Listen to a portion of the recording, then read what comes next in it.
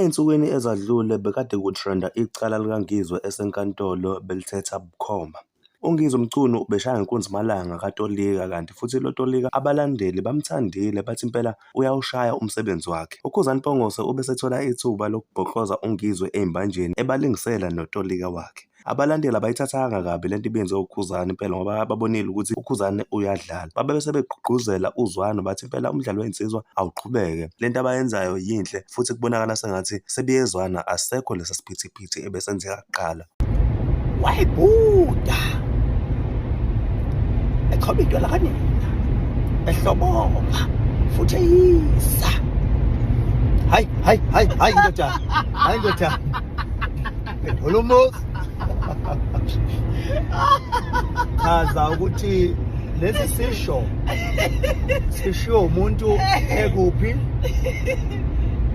futhi enzani futhi ekusiphi isimo.